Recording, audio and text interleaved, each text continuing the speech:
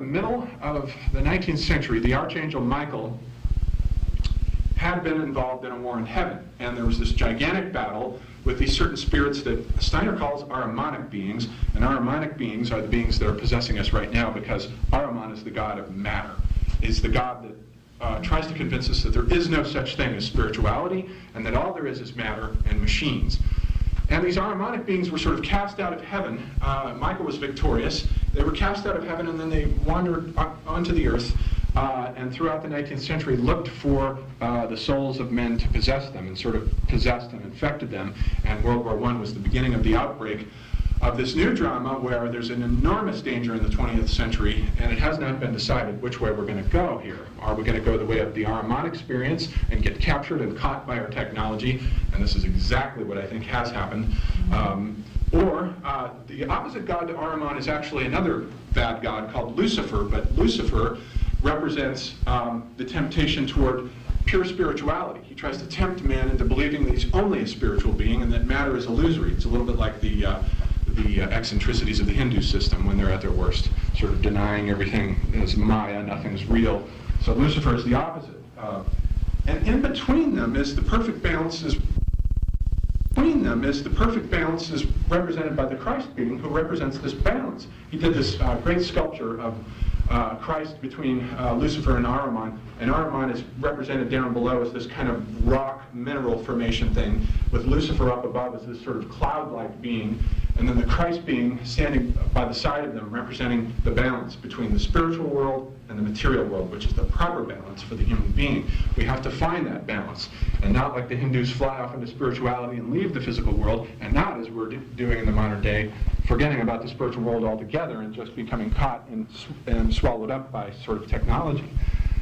So he recognized this danger, and he said he recognized that World War I was the beginning of this outbreak, and that he recognized there was a real challenge for contemporary man in the 20th century here.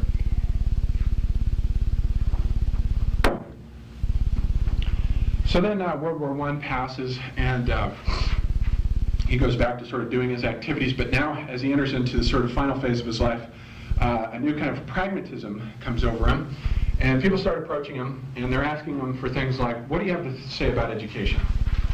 Thinks about it, he says, okay, here's my idea, gives a few lectures on it. The Education of the Child had been published in 1907, so we already had a basic theory of education.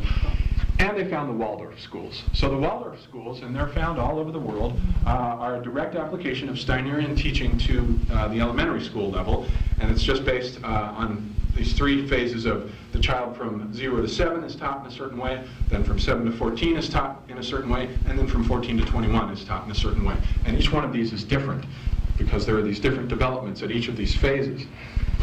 And apparently it's very successful. The Waldorf education emphasizes the arts and grounding the child in something that is much needed today, particularly in the day of these days that our children are being, sort of captured by technology through video games and electronics. But here they teach the children, they teach them how to paint, sculpt, draw, how to play a musical instrument. They teach them myths and tales and legends, all of this stuff, which could, from a certain point of view, be regarded as regressive, as sort of, well, that's the way culture used to be. And in fact, that's true. That's the European approach. That's the classical approach. The American approach is technological. The difference between the Americans and the Europeans is very analogous to the difference between the Romans and the Greeks, between the Babylonians and the Sumerians, between the Aztecs and the Mayan. That is to say, as we'll see when we look at Spangler, the late phase of these great civilizations always ends up in this very dark, sort of heavy, Ahrimanic, Steiner would say, materialism, with an emphasis on pragmatics, technology, and a loss in the arts and a forgetting of what being human is all about. All of the civilizations that we mentioned, the Babylonian, Roman, Aztec, represent decadent versions of the earlier inspired lyrical civilizations. And so we as Americans, I think, find ourselves in a position that is not unprecedented, but it has a precedent in that respect. Then he sort of starts giving these lectures on medicine, and he starts developing his theory of anthroposophical medicine. And he attracts certain people to him who are very much interested in this, and philosophical medicine is now being practiced. You'll find it, it's a very unique and interesting holistic approach to treatment. There's a certain way to approach cancer, there's a certain way to approach the whole mind-body relationship, and it's very fascinating. Birds won't come to eat the worms, so the birds are gone. And then you get Rachel Carson's Silent Spring. Where are the birds, you know? And Steiner sort of foresaw all these ecological interconnections in nature, and so he laid the basis for biodynamic agriculture. And he was just an incredible genius, ahead of his time here. And as I said, the Aristotle of the New Age in many, many ways. He saw everything that has been picked up by the New Age and the counterculture since the 60s. It's all there in Steiner. And in fact, what led me to Steiner was actually, after writing this book here, Twilight of the Clockwork God, I specifically went looking for people who were smart and intelligent, who had things to say about things that I wasn't certain were true, but I wanted to hear somebody smart talk about them, like astrology. So I interviewed Rick Tarnas, or mind-body medicine. So I interviewed Deepak Chopra, or reincarnation. So I interviewed Rupert Sheldrake and Stan Groff. I wanted intelligent people representing these viewpoints, but what I didn't realize was all of that was in Steiner. Steiner's whole worldview represented the cosmology that I was looking for in that book, going to these individuals who each sort of, they're bright guys and everything, but each one of them had this as sort of one good idea, whereas Steiner is just this bounteous, cornucopia of ideas, all these things flowing out of him. It's just unbelievable. So in many respects, I had not read Steiner when I wrote that, and had just started reading him as I was concluding it. And so I've sort of been preoccupied with the whole Steinerian vision as a result of that. And so that's what we'll begin to look at now. And then, as I say, Steiner died in 1925 after this prodigious creative output. And, by their fruits ye shall know them. And Steiner's fruits are enormous in this world. He's had an enormous, it's one thing, to be a sort of brilliant metaphysician, and be brilliant and have people read your books. It's another thing to have these things, being applied to medicine and agriculture and a theory of education. And not only that, but there's a curative education that's directed specifically toward mentally challenged individuals that Steiner developed. In fact, he, early on in his career, had taken up, while he was doing the editing of Goethe's writings, had been asked he was tutoring to bring in some extra money, and he was tutoring a certain family who had 4 sons, and one of the sons was hydrocephalic, that is to say, had water instead of a brain.